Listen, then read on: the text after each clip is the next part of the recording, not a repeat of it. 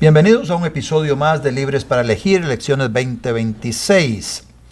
Recuerden que si este tipo de producto les está gustando, suscríbanse al canal de YouTube para que les lleguen las notificaciones de los programas que estamos subiendo todas las semanas de este podcast que tiene que ver con las elecciones entrantes de febrero del año entrante. Estamos a 10 meses de esas elecciones, así que si no se quiere perder ningún episodio, les invito a suscribirse al canal. Para el día de hoy tenemos un invitado especial y es una persona que lleva 10 años llevándole el pulso a las preferencias partidarias, a las preferencias al posicionamiento que tienen los diferentes candidatos en el electorado, mediciones de opinión pública. Me refiero al fundador de la empresa de encuestas Opol, Mauricio Muñoz. Bienvenido, Mauricio.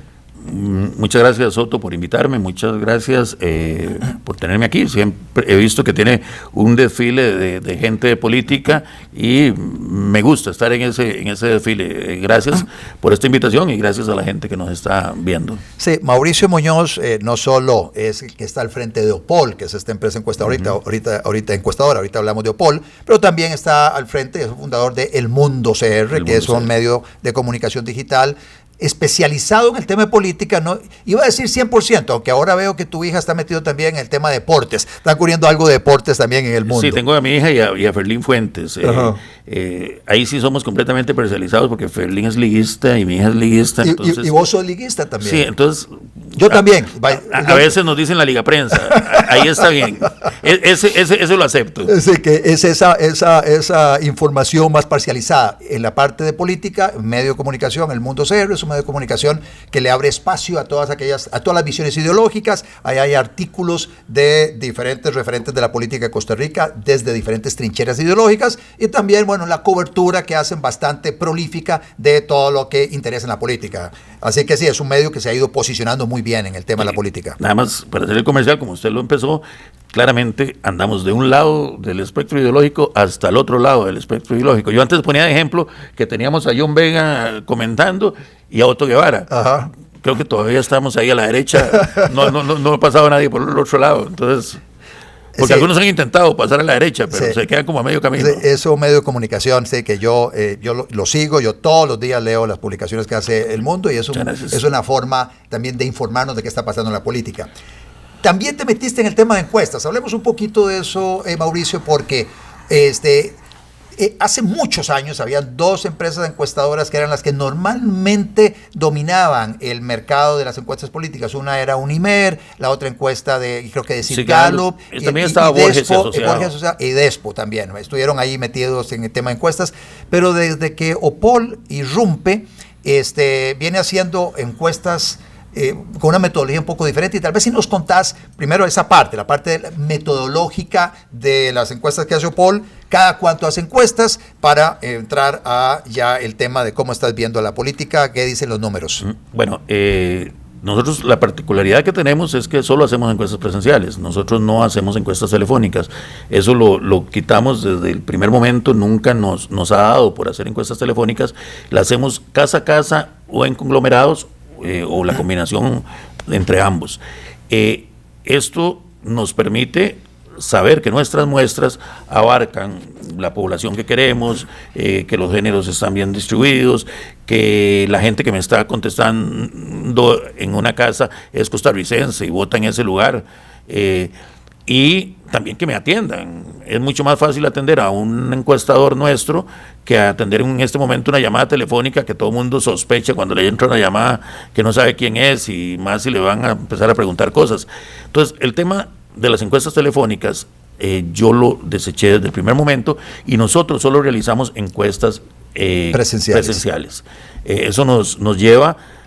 Yo no sé cuántas veces ya he recorrido yo este país trabajando, ya casi no trabajo, pero los compañeros de Opol, las muchachas y los muchachos que tienen un típico camisa naranja, son muy visibles, y la gente los ha visto, la gente ve que nosotros estamos haciendo el trabajo, porque yo dudo de muchos otros trabajos que uno ve en el camino, sobre todo porque hay una cosa, Otto, la encuestadora puede engañar a cualquiera. No, al único que no puede engañar es al dueño de la encuestadora, que es el que está viendo los datos de primero. Entonces, cuando yo veo los datos que nosotros tenemos y salen cosas completamente desproporcionadas, por ejemplo, alguien que anda ahí haciendo encuestas y que dice que el Frente Amplio tiene entre 12 y el 19% de apoyo, cuando a mí estoy viendo que tiene 0.4, 0.5, entonces yo digo, aquí no es que haya algo malo, aquí hay humano criminal, digamos, y eso es lo que nosotros hemos tratado de evitar en nuestros estudios. He visto que las muestras que ustedes hacen, las muestras que vienen detrás de uno de estos estudios de opinión es de muchísimas personas. He visto muestras amplias, como de 4,000 personas. Son amplias. Eso depende de varias circunstancias. Nosotros nos hemos especializado en un tipo de encuesta que a mucha gente no le gusta y que le sirve para criticarnos, etcétera, etcétera, cuando ven una encuesta de 4,800, por ejemplo. Nosotros en ese tipo de encuestas medimos carrera de caballos. Algunos más caballos que otros, pero o menos caballos. Nosotros lo que hacemos es medir básicamente carreras de caballos. Entonces, ¿qué es lo que pasa? Tenemos el género, tenemos la edad, tenemos el lugar de votación y tenemos 2 o 3 preguntas básicas. ¿Cuál es el partido político de su preferencia? ¿Cuál es si las elecciones fueran hoy, por quién votaría? Y ahí murió la encuesta. Estamos hablando de... ¿Pregunta abierta o con una papeleta? Solo con papeleta trabajamos. O en este caso, en lo más reciente, agregamos, ¿votaría usted en la convención del Partido de Liberación Nacional? A los que dicen que son liberacionistas y en general, y le enseñamos la papeleta de Liberación Nacional, como en este caso. Entonces, son encuestas relativamente rápidas. Metemos en algunos, depende del cliente, metemos... la cuestión de ingresos, de educación, etcétera, etcétera. Otros factores para hacer cruces luego y ver qué nos interesa de eso. Casi ahora todas las encuestas le estamos agregando la preguntita que es muy fácil, ¿apoya usted la gestión de Rodrigo Chávez?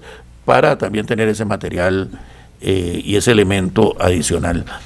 Pero estas encuestas, en la entrevista no dura un minuto y medio. Tenemos encuestadores que yo diría que son muy profesionales. Logramos sacar los encuestadores de estudiantes de la Universidad de Costa Rica, de la Universidad Nacional, de otras universidades, o profesionales que estudiaron ciencias sociales y les ha costado conseguir trabajo. Palí no da tanto trabajo.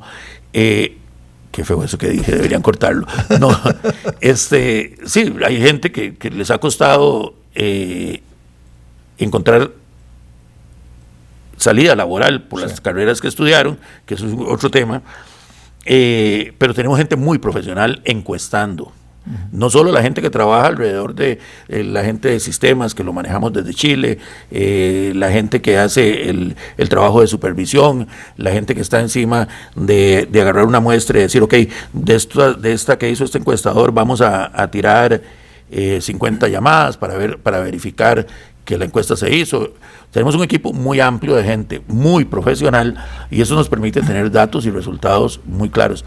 Además, nuestro sistema electrónico y la maña que tiene gente como Mauricio nos permite, si vemos un desfaz en una muestra, si vemos que por ejemplo el candidato X que en todo lado está marcando 0 punto algo, 1, salió con 10 o con 12 o con 14, inmediatamente tiene una alerta, vemos el encuestador y resolvemos el tema rápidamente. Entonces, ese encuestador se le chequean las llamadas, se ve si se estaba haciendo la encuesta, si no, si las encuestas no las está haciendo bien, tenemos que prescindir de este encuestador.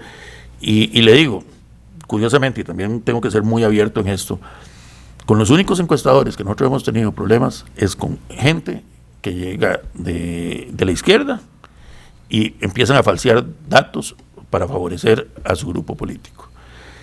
Ya hemos agarrado 4, 5, 6 encuestadores en eso, falseando a favor de grupos de izquierda. Curiosamente, me parece, y en eso yo soy súper abierto. Entonces, nuestro sistema ha sido bastante bueno, bastante reconocido. Nos tiran cualquier cantidad. Opol es la peor encuestadora del mundo. Ese es el punto que quería decir, la siguiente pregunta mía. Muchas veces para determinar si una empresa encuestadora es seria, es cuando uno revisa qué es lo que decía la encuesta antes de que se diera una elección en particular, y luego cotejar los resultados de esa elección con lo que la encuestadora venía señalando semanas o meses antes. ¿Cómo vamos en esa parte de demostrarle a quienes critican a Opol sobre la veracidad o qué tan acertadas han sido estas mediciones de opinión pública que ha hecho la encuestadora? Bueno, primero que todo voy a utilizar la vieja confiable de los encuestadores. Es una fotografía del momento. Ajá. Entonces ahí ya todo está curado en salud. Ajá. Pasaron un montón de cosas. No. Opol es sumamente criticado. Nosotros iniciamos en procesos nacionales. En el 2018, el anterior, estuvimos, pero con pocos estudios. En el 2018 sí entramos muy fuerte. Para las elecciones presidenciales del 2018. Sí, del 2018. En la primera ronda, nuestros datos fueron más efectivos que cualquiera. Fabricio de primero, Carlos Alvarado de segundo, muy pegados con Antonio Álvarez. Fueron prácticamente exactos en el margen de error. Eso hizo que Opol agarrara una credibilidad inmensa. No solo eso, en las 3 convenciones previas, las fallas fueron milimétricas. Nosotros acertamos la Convención de Liberación, la Convención de la Unidad e increíblemente la Convención del PAC. Pegar eso era complicado. ¿Donde ganó Luis Guillermo Solís? No, donde ganó Carlos Alvarado a Welmer Ramos. Ah, ok, ya. En esa, el 0.2 de falla del resultado al dato. Eso convirtió a Opol en una encuestadora sumamente confiable. Viene la segunda ronda del 2018, una situación de una segunda ronda muy complicada, con un PAC completamente desprestigiado, que la gente le daba vergüenza decir que iba con el PAC, con un Fabricio Alvarado que los medios lo agarraron de pochimbol y no lo dejaron en paz. A diferencia de Rodrigo Chávez, no se supo enfrentar a estos monstruos de prensa que simplemente despedazan candidatos que no les interesa. Fabricio no, Fabricio mucho más tranquilo, mucho más pausado, con muchos errores en su campaña. Viene el tema del montaje que les hace La Nación, del tema de la negrita, todo eso les afecta montones, pero a las encuestadoras la gente no le estaba diciendo que iba a votar por Carlos Alvarado. Era un voto de vergüenza, era un voto avergonzante, como digo yo, que ya nos ha pasado en Guatemala, cuando estuvimos midiendo con Yamatei y Sandra Torres. Era un voto avergonzante. Los guatemaltecos no querían decir que iban a votar por Yamatei porque era gay, entre otras cosas, y tenía fotos con... Sí, con y en una sociedad muy machista. Exactamente, entonces a un guatemalteco de eso, decir que iba a votar por Yamatei, tampoco. Entonces ese voto avergonzante es muy difícil determinarlo. Y la ola de católicos que decidieron en las últimas semanas, en la última semana, votar por Carlos Alvarado, les daba vergüenza admitirlo, porque además Carlos Alvarado no compaginaba con nada de los principios que ellos tenían. Probablemente era más cercano a Fabricio, pero era un cristiano evangélico y se iba a comer a la Virgen de los Ángeles y todas las cuentas de estos que se hicieron. Entonces, esa elección fue muy difícil. Pero vea lo curioso. CIEP, UCR, le da en la última encuesta le da 52% a Fabricio Alvarado. Sid Gallup le da 54% a Fabricio Alvarado. Opol Consultores le da 55% a Fabricio Alvarado. ¿Qué es lo que pasa? Opol había crecido tanto y había tanta expectativa sobre Opol que, como lo digo yo, todos, y al final soy yo. Ajá. Sí, todas las empresas encuestadoras que en ese momento le llevaban el pulso a la decisión de los votantes, todas fallaron en esa segunda ronda. Todas fallaron. Sí, o sea, no solo Opol, todas. CIEP, UCR, que era un bastión del PAC incluso, porque lo sabemos descaradamente, el CIEP, UCR ha sido un bastión y el CIEP sí puedo hablar, de las otras, cada quien con su negocio privado. CIEP se paga con fondos públicos. Así es. Y CIEP, UCR es una encuestadora al servicio de los grupos de izquierda, sobre todo el PAC y el Frente Amplio, y le puedo contar rápidamente el descaro de CIEP UCR, cuando en la elección del 2014 dice que Luis Guillermo Solís era el único que le podría ganar a Johnny Araya. Movieron toda la opinión pública en ese sentido, porque además tiene la credibilidad de la Universidad de Costa Rica y todos los medios lo reproducen exactamente como ellos quieren que lo reproducen. Pero curiosamente, CIEP UCR, ¿usted sabe por qué era dirigido en el 2014? Que tuvo que ceder la dirección a un director ahí, era dirigido por Luis Guillermo Solís. Siempre era dirigido por... no sabía Sí, eso. Ajá. Luis Guillermo tuvo que cederle el campo a un desconocido, Alberto Cortés. ¿Dónde termina Alberto Cortés? Sí, en el PAC. No, en el BCIE. BCIE, Sí. el puesto más deseado por el salario que tiene. ¿Quiénes más estaban ahí? Estaba Manuel Rojas, que termina de embajador en Chile. Estaba en el semanario Mauricio Herrera, que termina de ministro de Comunicación. Y el hermano de Mauricio Herrera termina de embajador en Bolivia. Cualquier otro partido hace eso y hay un escándalo, pero de dimensiones espectaculares. Hice este corto para hablar del CIEP, porque a mí me molesta que con mi plata de los impuestos se esté financiando no solo el CIEP-UCR, sino el semanario Universidad, para un grupo político y para grupos ideológicos. Entonces, eso para mí no está bien. Yo no sé para usted, que usted apoya tanto ese tipo de cosas. No, yo sé que para usted también es exactamente vomitivo ver esto. Entonces, volviendo al 2018, el CIEP-UCR hace exactamente lo mismo que nosotros. Dice que el que va a ganar es Fabricio Alvarado con 52%. Ellos ponen un poquito cerca a Carlos, creo que lo pusieron a 47, no sé qué. Pero ¿qué es lo que pasa? Fabricio sacó 39, todos anduvimos lejísimos. Así es. Entonces, es la única encuesta, seriamente, que yo puedo decir que Opol ha fallado. Después de eso, como le digo, las convenciones de liberación, la convención anterior, cuando yo decía, por ejemplo, los estudios nuestros decían que Rolando estaba pegado a... Rolando Araya. Sí, Rolando Araya estaba pegado a José María Figueres, y que decía, no, es que Rolando es amigo, Mauricio es socio de Opol. Todo lo que siempre salen... para la convención del Partido de Liberación Nacional. Y decíamos que muy atrás estaba Roberto empatado con Carlos Ricardo.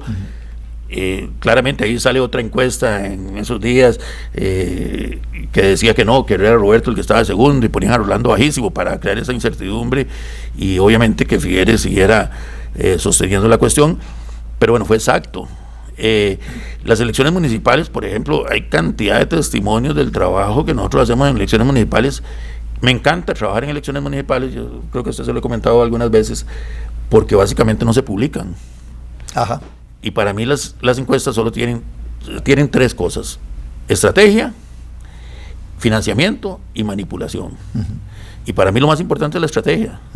Como que, y le pasa mucho a uno con políticos, uno le dice, mira, aquí están los datos, no te conoce nadie, tenés un 5% de conocimiento. Entonces, no, la encuestadora esta no sirve. Entonces llegan hasta que una les dice, no, hombre, te conoce un 40%. Nosotros no hacemos eso. Lo primero para nosotros es la estrategia, es decirle, pucha, te conoce un 5%, ¿cómo vas a hacer? ¿Qué vas a hacer para que te conozcan? Porque necesitas resolver esto. Hace poco un candidato de Liberación Nacional, en una entrevista en El Mundo con Marielos Gutiérrez, la primera pregunta que le hace Marielos es, ¿usted cómo toma la decisión de ser candidato? Y él dice, no, yo pagué estudios, pagamos un estudio muy serio, casi 3 meses, y a partir de esos datos decidimos que yo tenía un potencial para ser precandidato de Liberación Nacional. No voy a decir quién es, pero ya no es precandidato. Se inscribió y se retiró, no voy a decir qué es el nombre. Ese mismo día, después de la entrevista, yo, pucha, que es interesante esto, voy y hablo con él y le pregunto, ¿cómo fue eso de un estudio que usted pagó por 3 meses? ¿Qué le dijeron? Dice, no, a mí me conoce el 40% de la gente y más de la mitad está dispuesta a votar por mí. Yo conozco de esto mucho. Este señor es muy buena gente, yo después lo conocí, súper agradable, pero él no lo conocía, esa cantidad de gente. Él lo conocía mucho menos. Claramente estaba siendo estafado. Claramente estaba siendo estafado. Con todo el problema que es ese, porque entonces yo le dije, bueno, si quieren nosotros le hacemos un estudio y vemos a ver cómo están sus datos. Cuando lo revisamos, tenía un conocimiento de un 5%. Y nadie, 0 de intención de voto. Y se lo dijimos claramente.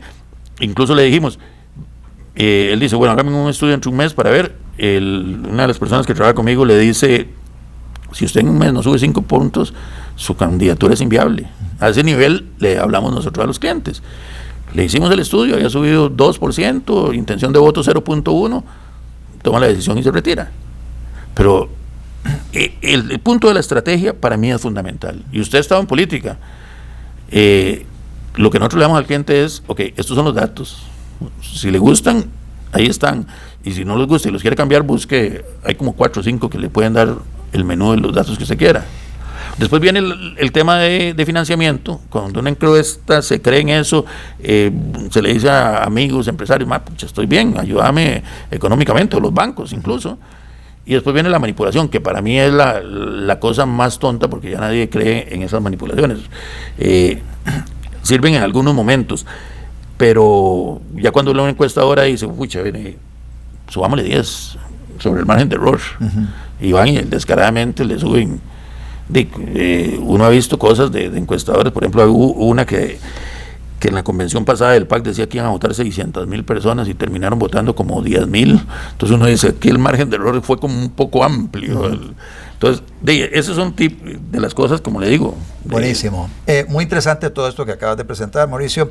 Pero ahora me interesa saber cómo va el tema de la carrera de caballos dentro del Partido de Liberación Nacional. O sea, hay 4 precandidatos, tenemos elecciones dentro de poquitos días, el 6 de abril, y bueno, hay mucha expectativa. Nosotros ya hemos publicado entrevistas a 3 de los precandidatos que aceptaron ser entrevistados acá en este podcast. Álvaro Ramos no aceptó, los otros 3 sí. Pero bueno, ¿cómo anda esa carrera de caballos? Bueno, en Liberación Nacional, el último estudio lo hicimos hace 2 semanas. Salimos a campo ya en las próximas horas para el estudio final sobre Liberación Nacional. Pero está muy complicado el panorama. Vamos a ver, es un Álvaro Ramos que hasta hace 2 semanas no despegaba. Un Gilbert Jiménez con esta ola turquesa que le pisa los talones, una Carolina Delgado que creo que en base a su movimiento que siempre ha tenido dentro de Liberación Nacional está muy cerca de los dos, y un Marvin Taylor que sí se ha quedado un poco rezagado. Pero a mí me parece curioso que con toda la estructura de Liberación Nacional alrededor de Álvaro Ramos no esté sobresaliendo. Sí. Está también la expectativa de, esta ola turquesa, que para muchos es hacerle daño a Liberación Nacional, ganando Gilbert Jiménez, se consolide o no, si van a salir a votar, porque mucha gente dice, son los chavistas los que andan promoviendo ir a votar por Gilbert. No, yo he hablado con gente, ex liberacionistas que quieren hacerle daño al partido o no hacerle daño al partido. Hay mariachis en cantidad, socialcristianos, diciendo estamos moviendo estructuras. Hay un dirigente muy conocido en Pavas que está ayudando a esta ola turquesa en Desamparados, en varios lugares, básicamente porque creen que si don Gilbert Jiménez gana, podría ser un escollo terrible para Liberación Nacional. Y está Carolina, que, bueno, para mí, genuinamente creo que Carolina Delgado es una de las que mejor se expresan en el grupo de los 4 candidatos de Liberación Nacional, y que va a tener un auge en los debates, según mi criterio. Ya lo hago como analista y periodista. Ella habla muy bien, se expresa muy bien, tiene ideas muy sólidas, y creo que en los debates también podría cosechar un poquito y podríamos tener una elección de Liberación Nacional cerrada. ¿Qué pienso yo? ¿Cuánta gente va a votar? Complicadísimo. En este momento Liberación está en su punto más bajo de la historia. Estamos hablando de una Liberación Nacional de 10%, 9%, 350,000 personas, por ahí más o menos. Yo no veo que sea una elección más allá de los 250,000 personas. Okay. ¿Y tu opinión sobre entonces que te interrumpí? Sí. Lo que yo visualizo en este momento, o lo que creo que podría suceder, es que la estructura se imponga al final y que Álvaro Ramos gane sin ningún problema esa convención. Eso sería lo natural. Lo que sucedió hace 4 años con José María Figueres, que tenía toda la estructura a su favor, y que Rolando sí le pisó los talones, pero no pudo ganarle. Bueno, aparte de un montón de situaciones que se dieron en esa convención, que se dio en plena pandemia, que el tortuguismo fue súper evidente, que a las 6 de la tarde filas larguísimas tuvieron que salir, tuvieron que quitarse y sin votar, y obviamente toda esa estructura estaba trabajando para José María Figueres. Ahora yo creo que esa misma estructura va a estar trabajando fuertemente para Álvaro Ramos, con situaciones que ya nosotros como encuestadores no vamos a detectar. Ya lo que pasa al interior de las mesas, con miembros de mesa solo de una tendencia, ya ahí eso uno no puede controlarlo. Y el que crea que eso no se da en Costa Rica está muy iluso. Exactamente. Ese mismo día, el 6 de abril, se eligen todos los delegados distritales que van a conformar la Asamblea de Cantón en cada uno de los 84 cantones del país para montar la estructura del Partido de Liberación Nacional, y que esa Asamblea Cantonal es además la que elige los candidatos a regidores y alcaldes en las elecciones del 2028. Desde ahora se está definiendo el cuerpo electoral del 2028. Entonces, mucha de la motivación que tiene la gente para ir a votar a nivel de bases es porque están viendo a ver de qué forma controlan la Asamblea Cantonal, pensando en sus intereses personales, no necesariamente con la lealtad hacia uno de los 4 precandidatos. Sí, y con un agravante, creo que Liberación Nacional o el liberacionista tiene claro que no van a ganar las próximas elecciones. Creo que hay una sensación muy fuerte de Liberación Nacional que les dice que no van a ganar las elecciones. Entonces la única motivación mucho parte de hacer eso, de no, yo necesito ganar mi cantonal porque vienen las municipales siguientes.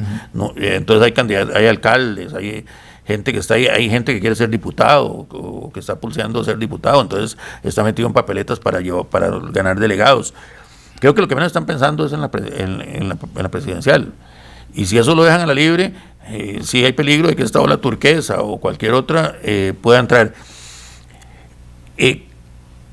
Con el respeto que me merecen, porque a algunos los estimo bastante, a Carolina yo le quiero mucho, a Gilbert es un chaval que uno aprende a estimar por lo auténtico que es.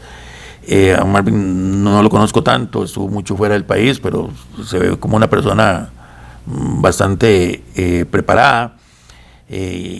Álvaro Ramos no tengo la posibilidad de conocerlo, porque básicamente el papá lo tiene encerrado en una burbuja y no lo dejan en entrevistas con medios. Al Mundo lo vetó, ha vetado cualquier cantidad de medios, entonces es más complicado.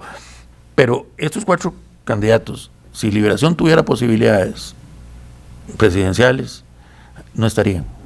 Aquí estaríamos viendo a un Johnny Araya, a un Antonio Álvarez de Santi, a un José María Figueres, a un incluso Rodrigo Arias. Si Liberación tuviera posibilidades, estaríamos jugando con otra alineación. Como todos estos vieron que Liberación no tiene posibilidades de ganar, entonces lo que se está moviendo es lo que usted dice, las estructuras para las municipales, las estructuras para las diputaciones. Para controlar la Asamblea Nacional para diputaciones. El interés no es la presidencia. Un día eso me decía un liberacionista amigo, me dice, pero es que Álvaro sí es fuerte, Álvaro tiene posibilidades de ir a segunda ronda. Entonces yo le digo, Álvaro tiembla con Gilbert Jiménez. O sea, tiembla con Gilbert, que ha sido alcalde de Desamparados, diputado, y eso lo tiene temblando, lo tiene preocupado, los tiene asustados. Imagínense cuando se metan a un grupo chavista con el apoyo que tiene el chavismo en este momento. Este hombre, yo no sé qué va a hacer, y también si le va a esconder a todos los medios, como está haciendo ahorita, porque el papá solo lo deja Canal 7, Columbia, Repretel, los que él pueda tener controlados y seguros. Entonces yo no veo, y eso es una crítica a una candidatura para mí muy temerosa. Creo que otros lo han dicho, ¿no? Ya para ir terminando, una apreciación, abuelo pájaro, porque estamos todavía lejos de las elecciones nacionales, estamos a 10 meses de las elecciones nacionales en febrero entrante, pero ahora mencionaste que el chavismo es, claro, es el actor dominante y va a ser el actor dominante en este siguiente proceso electoral. Enfrente va a haber 25, 30 partidos, va a haber ahí 2 divisiones, una tal vez donde están está Liberación Nacional, está La Unidad, está Nueva Generación, está PLP, está Avanza, Unidos Podemos, el Frente Amplio, el Partido de Acción Ciudadana, etcétera. Hay como 12 que todos son pareciera del mismo tamaño. Estás viendo, lo mismo que estoy viendo yo, una dispersión de voto distribuidos, el voto antichavista en esta cantidad grande de partidos o de aspirantes a la presidencia, y que al dispersarse ese voto ninguno pueda descollar como una opción real frente al oficialismo. Vamos a ver, voy a hacer un análisis muy rápido de esto, poniendo de antesala que el el antichavismo es el mejor aliado del chavismo. Los subestiman, dicen que aquí, que allá, pero los datos son muy claros. Y vamos a hablar del CIEP-UCR, le da 62% de apoyo en la última encuesta al chavismo. Al chavismo. Sí. No hablemos de Opol, que ronda el 70%. El chavismo es una fuerza, tal vez no homogénea, porque no han logrado, creo que por incapacidad, crear un grupo político ya de pensamiento y de estructura, etcétera, porque tienen la capacidad de hacerlo, pero no lo han hecho, muy fuerte.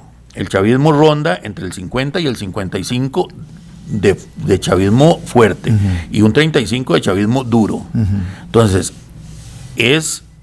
cuando nosotros le preguntamos a la gente, ¿votaría usted por un partido ligado a Rodrigo Chávez?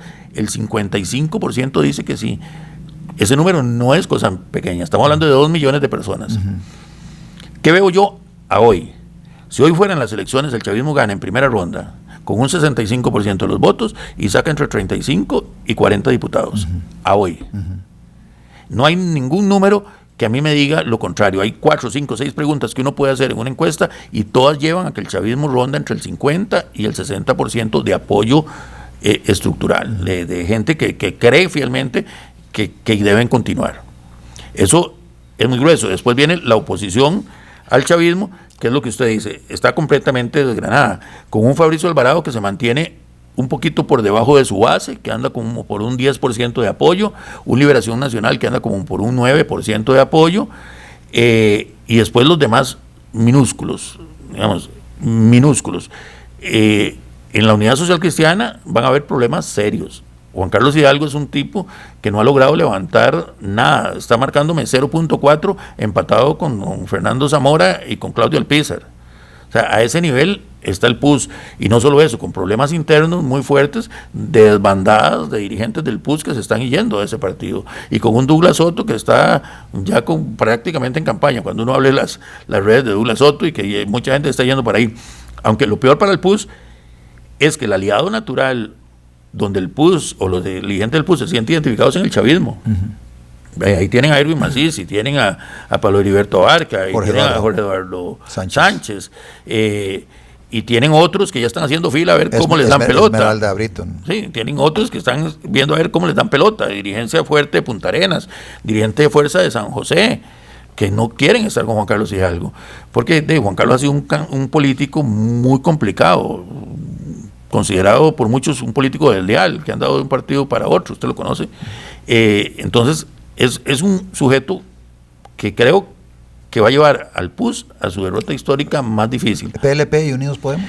PLP para mí va a desaparecer, no va a lograr más diputados. Ya no estoy jugando encuestador, sino que a partir de los datos yo medio trato de ver el futuro. El PLP para mí va a desaparecer, no le veo sacando ni un solo diputado, menos después de todo lo que ha venido en los últimos días. Unidos Podemos, en las municipales estuvo muy bien, pero yo creo que muchos de los que estuvieron con ellos o que votaron por ellos pensaron que era un partido cercano al gobierno o del gobierno incluso, porque en ese momento Natalia estaba de ministra de la Presidencia, pero ha venido también cayendo. Lo mismo que pasa con Luis Amador, que sobre todo después del 31 de enero, cuando ya renuncian los ministros y ya se sabe que el candidato del chavismo va a andar entre Batalla, Laura Fernández o no creo más allá de eso, se cayó Luis Amador y también se cayó Natalia.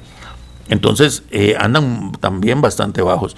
El Frente Amplio, por ejemplo, anda en 0.4, 0.5, pero posibles candidatos del Frente Amplio, como Sofía Guillén, no marca más de 1%. Sofía o Ariel Robles. Ariel, yo no sé quién está fantaseando con Ariel Robles, pero Ariel Robles tiene un rechazo popular en Pérez Celedón de casi el 65%. De donde él es oriundo, donde fue regidor. Entonces, que eso lo medimos nosotros medimos de dónde son los diputados y el rechazo y la aprobación.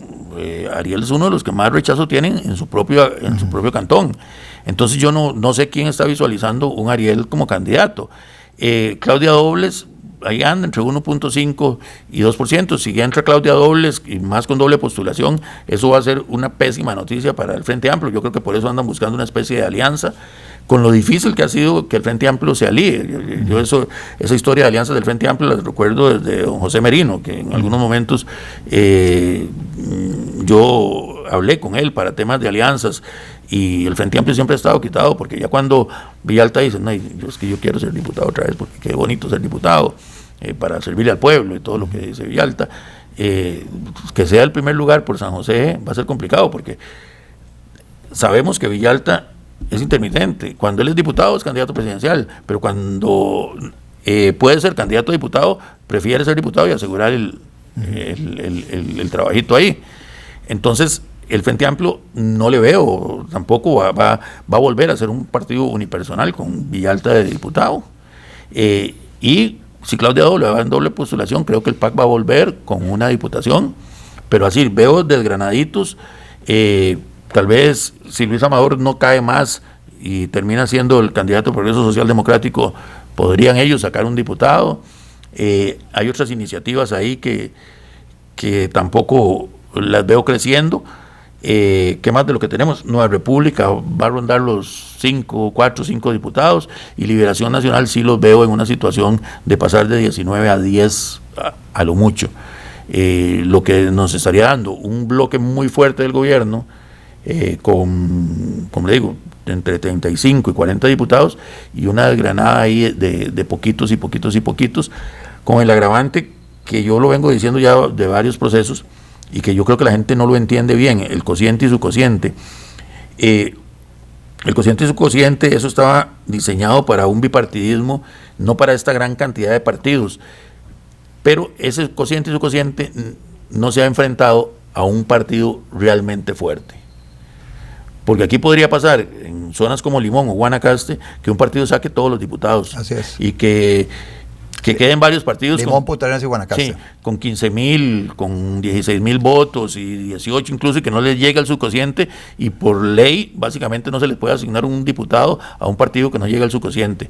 El subcociente es la mitad del cociente, y el cociente es los votos válidos dividido entre la cantidad de diputados. Sí. Digamos un ejemplo, Guanacaste, que sean 100,000, que son más los votantes, se divide entre 4, son 25 ese es el cociente, 12,500 es el subcociente. Todos los que tengan menos de esos 12,400 para abajo no obtienen diputados. Entonces ahí se desgrana mucho en partidos, pero hay un bloque muy sólido. Se lleva la totalidad. Se los puede llevar los 4 diputados en algunas provincias. Sí. Eso no lo están visualizando y lo ven al revés, que entre más partidos, van a tener subcocientes, como que si eso se...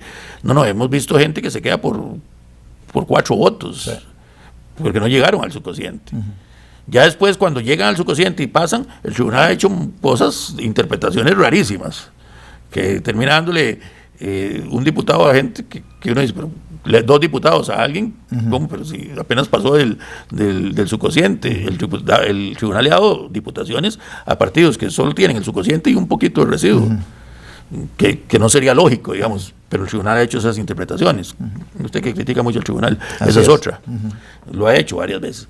Pero si no llega al subcociente, el tribunal no está atado de manos.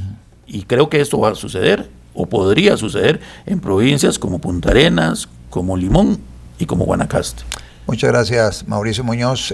Ahí volveremos a lo largo de estos siguientes 10 meses en varias entrevistas para irle llevando el pulso. Cada vez que salga una encuesta nacional te voy a llamar para ver si hacemos una entrevista. Por lo pronto, un mensaje final para las personas que nos siguen. No, muchísimas gracias, siempre es un placer, Otto. Yo a usted lo respeto mucho. Cuando yo era comunista no lo respetaba tanto, pero eso ya pasó, ya uno se va curando de ese tipo de cosas, siempre un placer estar acá. Normalmente estoy del otro lado y estoy entrevistando o estoy ayudando en eso, pero aquí estamos, tanto para Opol Consultores y el Mundo CR. No estamos revelando un gran secreto, no, son 2 empresas hermanas desde hace 10 años, porque mucha gente lo pone como uy, sí, pero no, muchas gracias a todos los que nos vieron, y a usted, Otto, por invitarme.